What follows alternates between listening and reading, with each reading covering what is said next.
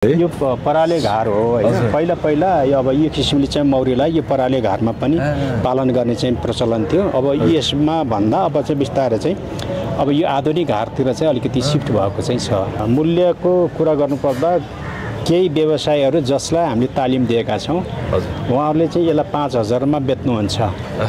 5,000 मा बेच्दा पनि उहाँहरूले चाहिँ पर्ता परेन भनेर चाहिँ नाफा भनेर चिन्तित हुनुहुन्छ है। केही किसानहरू हुनुहुन्छ यो यही घारलाई चाहिँ 2300 रुपियाँमा बेच्नुहुन्छ, 2300 मा बेच्दा पनि मलाई 500 रुपियाँ नाफा भयो भनेर खुसी हुनुहुन्छ।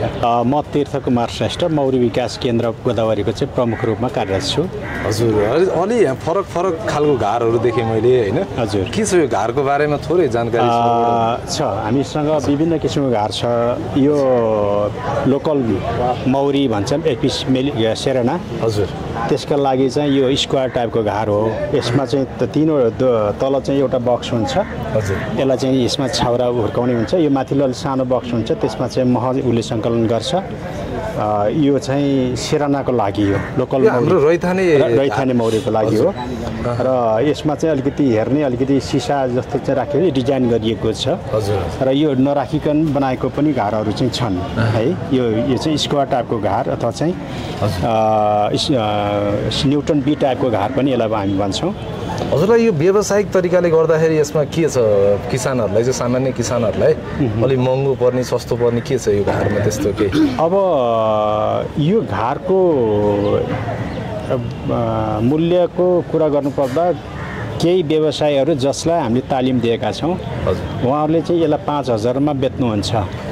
5,000 मा बेच्दा पनि उहाँहरूले चाहिँ पर्ता परेन भनेर चाहिँ नाफा भनेर चिन्तित हुनुहुन्छ है। केही किसानहरू हुनुहुन्छ यो यही घारलाई चाहिँ 2300 रुपियाँमा बेच्नुहुन्छ, 2300 मा बेच्दा पनि मलाई 500 रुपियाँ नाफा भयो भनेर खुसी हुनुहुन्छ।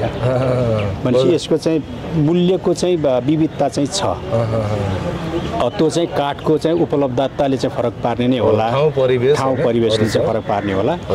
सामान्यतः यसको चाहिँ मूल्यको रूपमा हेर्दाखेरि त्यो किसिमको विविधता चाहिँ मैले पाउँछु होइन, हामीले पाइरहेका पनि छौँ। हामीले ठ्याक्कै पल्लो देखिरहेछ नि सर, पराल जस्तो के हो यो पराले घार हो होइन। पहिला पहिला अब यो किसिमले चाहिँ मौरीलाई यो पराले घारमा पनि पालन गर्ने चाहिँ प्रचलन थियो। अब यसमा भन्दा अब चाहिँ बिस्तारै चाहिँ अब यो आधुनिक घारतिर चाहिँ अलिकति शिफ्ट भएको चाहिँ छ।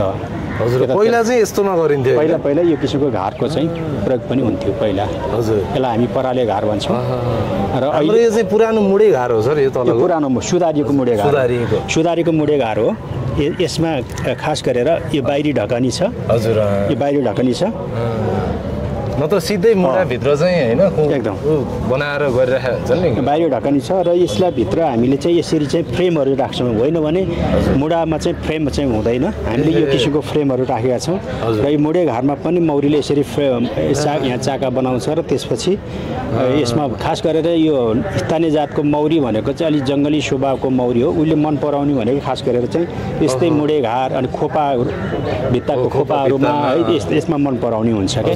त्यसो भएकोले हामीलाई उसले मन पराउने घारमा पनि आधुनिक किसिमले हामीले हेर्न मिल्ने किसिमले यसलाई चाहिँ अलिकति व्यवस्थापन गर्नको सजिलो र उत्पादन गर्ने हिसाबको किताबले पनि अलि राम्रो गर्छ। पहिला त्यसमा त डल्लै 16 डल्लै हुन्छ। यतातिर चाहिँ एउटा, यतातिर सजिलो नै भयो, सजिलो भयो।